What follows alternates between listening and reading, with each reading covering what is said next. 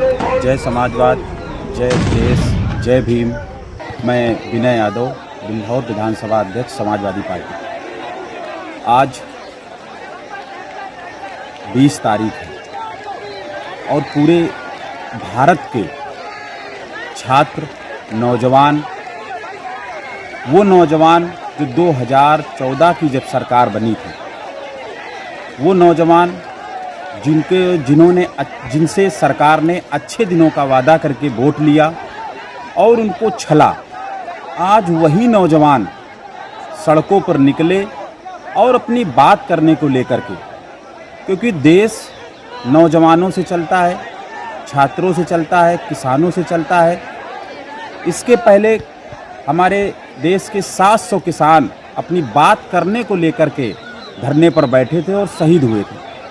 आज देश के, पूरे देश के युवा छात्र जंतर मंतर पर 20 दिन से 1 महीने से बैठे थे अपनी बात करने को लेकर के, लेकिन जिस तरीके से तानाशाह सरकार ने उनके सपने पूरे ना करके उनके ऊपर लाठियां चलाई, डंडे चलाए, गैस के गोले फेंके, गैस से लेकर के जो हो सकता था पुलिस ने जिस तरीके से उनके साथ व्यवहार किया है, आज ये 20 तारीख का दिन है।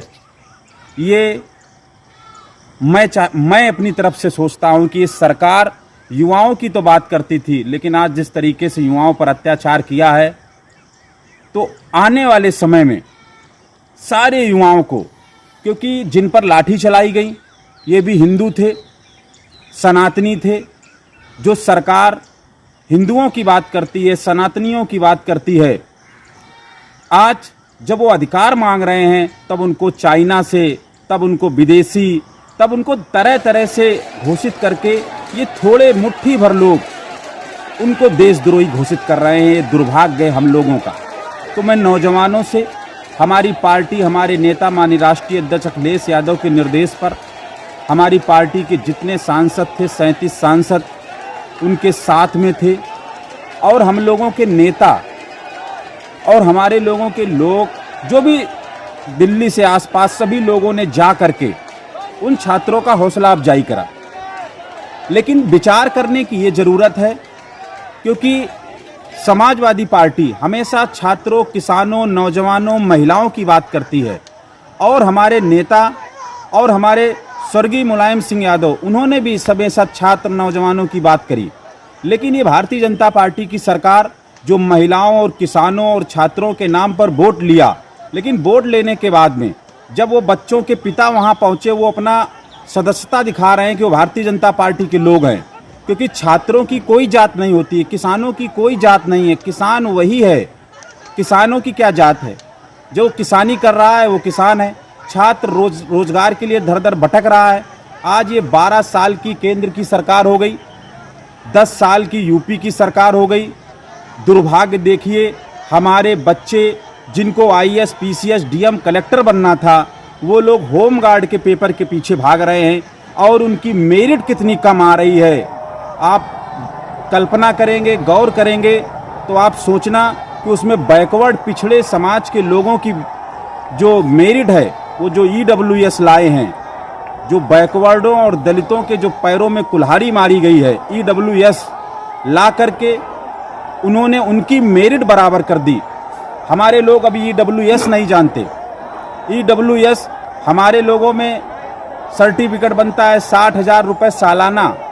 हमारे लोग पेंशन और कॉलोनी के लिए 58, 60,000, 70,000 रुपये की बनता है। उनके यहाँ ईडब्ल्यूएस में 8 लाख रुपए अगर है उनकी इनकम, तो वो गरीब है। 70,000 रुपये उनको महीने में मिले फिर भी वो गरीब है। ऐसे बच्चों की मेरिट आप होमगार्ड, पुलिस, कोई भी भर्ती में देख लीजिए। तो मैं, क्योंकि ये संकट का समय चल रहा है, आज जिस तरीके से सुबह से छात्रों के साथ जो दुर्व्यवहार किया जा रहा है, उनको खाने और पीने की सरकार को व्यवस्था करानी चाहिए, उनकी बात सुननी चाहिए। वो आपके वोटर हैं। आप हिंदू मुसलमान की बात करोगे, अरे जो मारे जा रहे हैं, आप कम से कम उनका आई कार्ड चेक कर लेते, आप उनकी जात पूछ लेते, आप उनके माता पिता को पूछ लेते। कम से कम ये तो सिद्ध कर दो कि आप हो किनके। आप यही नहीं क्लियर कर पा रहे हो कि आप सनातनी हो कि हिंदुओं की बात करते हो, किसकी बात कर रहे हो। रोजगार मुस्लिम समाज 1-2-5% की मैं बात नहीं करता हूँ। मुस्लिम समाज के लोग वो मेहनत कश लोग होते हैं। वो लोग सड़कों पर रोजगार को लेकर के आंदोलन नहीं करते हैं। वो लोग अपनी मेहनत पर काबिलियत करते हैं और वो किसी भी आपके सरकारी संस्था में फार्म आरम नहीं डालते हैं। वो लोग अपने पर स्वतंत्र, अपने हाथों पर डिपेंड रहते हैं। लेकिन हमारे लोग जागरूक नहीं हो रहे हैं। ये दुर्भाग्य है कि 20 साल इस तानाशाह सरकार के हो गए। किसान पहले शहीद हुए 700, तब सरकार जागी। आज ना जाने कितने युवा मारे जा रहे हैं। तो हम लोग इस भारतीय जनता पार्टी का विरोध करते हैं और नौजवानों से ये अपील, ये निवेदन कर रहा हूं कि इसमें जात हटा करके अपने आने वाली भविष्य को लेकर के जो भी वहां बैठे हैं, कार्यकर्ता हैं, नेता हैं, जो भी लोग हैं, उन लोगों का सहयोग करें, सपोर्ट करें। सोशल मीडिया पर उनका देशद्रोही घोषित ना करें। उनके पक्ष पे खड़े होने वाला नागरिक स्वतंत्र है। लेकिन आप फेसबुक पर हम लोग देख रहे हैं, कोई मतलब नहीं है। वो लोग ज्ञान दे रहे हैं जो घर से नहीं निकलते हैं। वो लोग मंदिर की चोरी पर बात नहीं करते हैं। वो लोग इन छात्रों को बता रहे हैं कि ये छात्र गलत कर रहे हैं। तो आज ये देश का ये काला दिवस है जब नौजवान, जिसके माता पिता ने पढ़ा लिखा के बड़ा किया, आज वो अपने रोजगार को लेकर के वहाँ भूखा प्यासा रोड पर लेटा है, सो रहा है, खा नहीं रहा है।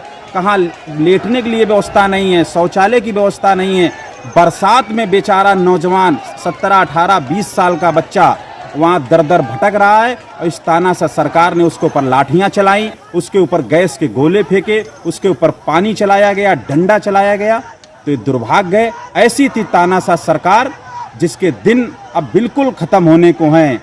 ये पूरे देश का नौजवान, किसान, छात्र, किसी जात का होगा, ये भारतीय जनता पार्टी की सरकार को 2027 में जवाब देगा। और केंद्र की सरकार 2029 से पहले गिराने का अगर कोई काम करेगा तो आने वाले नौजवान, किसान, छात्र, महिलाएं करेंगी। जय समाजवाद।